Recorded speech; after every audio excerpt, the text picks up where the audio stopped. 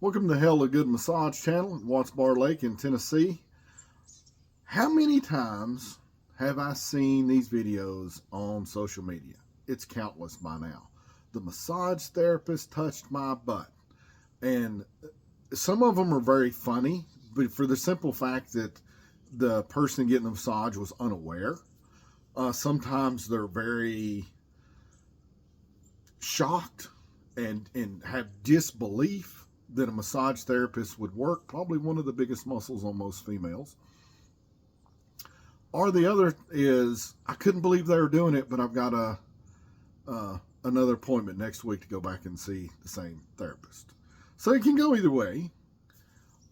But I've also learned, because I've got lots of massages over my life, different countries, a lot of different states, and I found out that my wife has never had her glutes done by a therapist before, which I was shocked.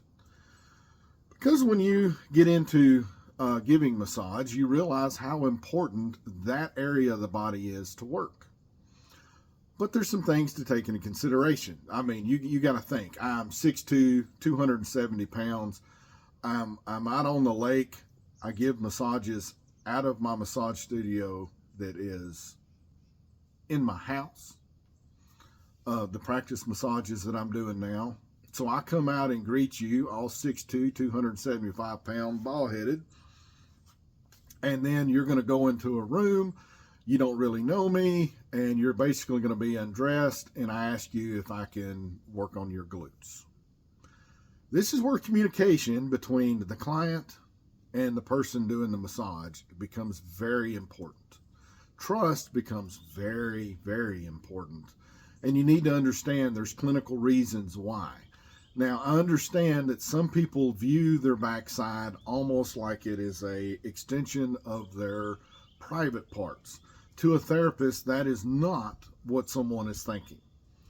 Why would a therapist want to work on your glutes if you're a female? Because that's normally who's going to be more upset about that. Because I've learned from all the massages that I've got at the same places with my wife is guys get their glutes done, and there's a lot of reasons why girls don't get theirs done. And it's usually not from a clinical point of view. It's more of a corporate point of view, or I just don't want the hassle of talking about it point of view, or it's just easier for me to ignore that whole section of the body and not bring it up. Not really the best for the client, but it could be a safeguard for the therapist. It is 2024, so everybody's always watching and, guarding themselves against everybody else today. That's just the world we live in, right? But why would a therapist want to work on your glutes?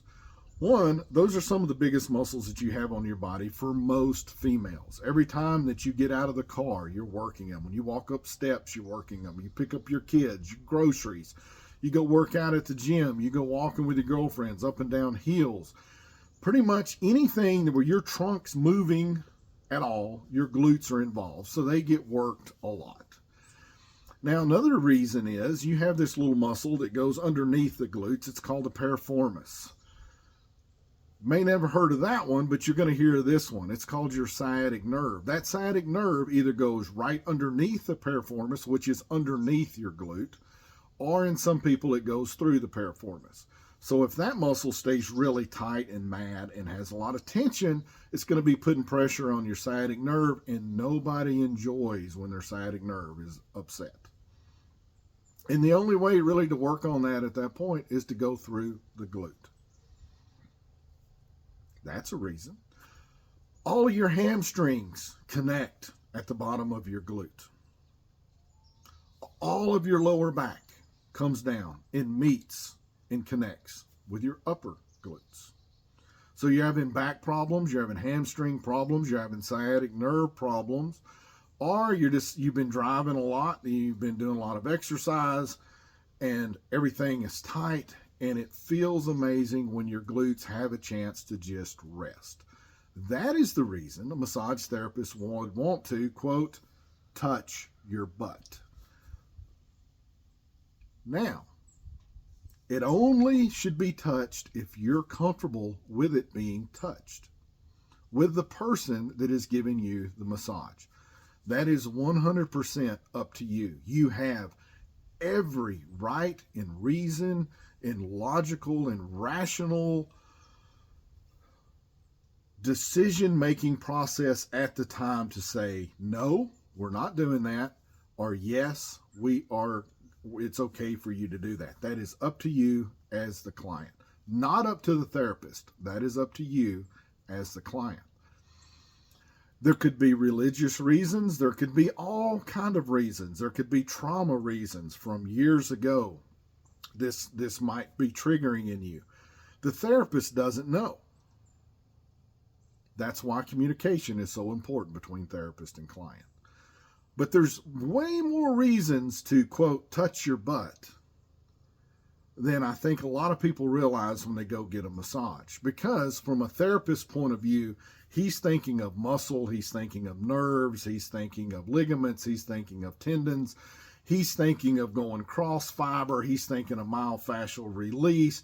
He or she, I'm using he because I'm a he or she is going to be working your glutes in a way that will give you a lot of relief as a client, but only if you're comfortable with them doing it.